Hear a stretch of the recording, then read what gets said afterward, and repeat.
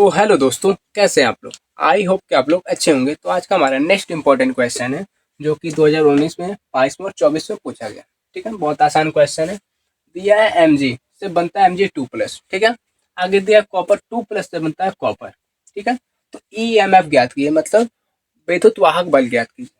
आगे दोनों का मान दिया, इसका भी अपचयन विभव दिया कॉपर का, और मैग्नीशियम का भी अपचयन विभव दिया, दोनों का अपचयन विभव दिया।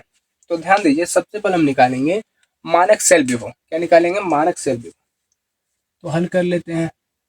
हम सबसे पहले निकालेंगे मानक सेल विभव। सेल विभव, मानक सेल विभव होता है ई नॉट सेल बराबर ई रेड माइनस ई ऑक्स।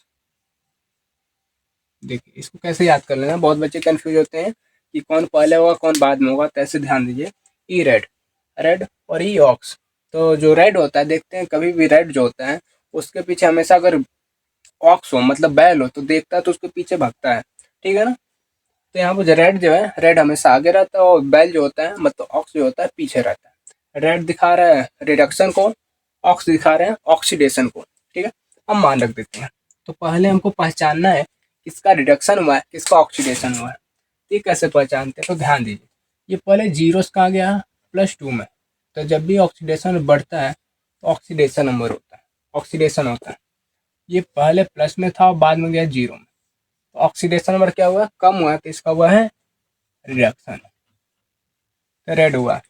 तो रिडक्शन किसका हुआ? कॉपर का। तो कॉपर का मान पहले होगा 0.34 माइनस, ऑक्सीडेशन का मान बाद में होता है मैग्नीशियम का, -2.37, माइनस माइनस प्लस हो जाएगा 2.37। इन दोनों को ऐड कर देते हैं, 7 4 11 का 1, 3 दूनी 6 7.2। कितना वोल्ट आ जाएगा? सेल विभव, मानक सेल विभव। अब हमको निकालना है विद्युत वाहक बल, मतलब सेल विभव निकालना है। ये था मानक सेल विभव, लेकिन अब निकालना है सेल विभव। अब लगाते हैं सेल विभव का फार्मूला। लिखेंगे नेल्सर्ट समीकरण से, नेल्सर्ट समीकरण से। ये समीकरण क्या होता है? क्या आप समीकरण कहते हैं ई सेल बराबर होता है, ई सेल बराबर होता है ई नॉट सेल -0.0591 बटे n log P upon R. अब ध्यान दीजिए, यहाँ पर मान रखते हैं। चलिए मान रखते हैं, ध्यान से बताइएगा। अब मार्कर चेंज कर लें, ब्लैक। ई नॉट सेल का मान ये रहा 2.71 -0.0591 बटे एन।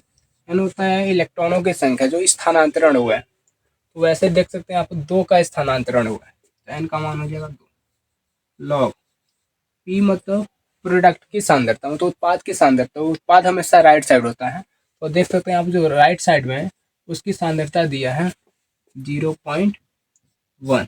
ठीक है, और आर मतलब रिएक्टेंट जो हमेशा लेफ्ट में होता है। तो लेफ्ट में ये भी है, लेकिन लेफ्ट में ये भी लेकिन इसकी सांद्रता दिया तो ये रख देंगे। अच्छा, इसका मतलब क्या होता है? -1 पावर, मतलब 10 से डिवाइड करें तो इसका मान कितना है? 0.1। 0.1 से 0.1 कट जाएगा, तो ये बन जाएगा 2.71 -0.0591 बटे 2।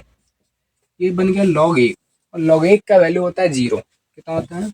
log 1 की वैल्यू होती है 0, तो यहाँ पर रख देंगे 0। जैसे 0 रखेंगे तो ये हो जाएगा पूरा 0।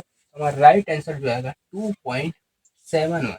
मतलब यहाँ पर जो मानक सेल विभव और सेल विभव दोनों का मान क्या होगा? सेम होगा। ठीक है, क्योंकि दोनों की सांद्रता सेम है। तो आई होप कि आप लोग की वीडियो अच्छा लगा तो लाइक करिए, शेयर करिए और सब्सक्राइब भी करिए। जय हिंद।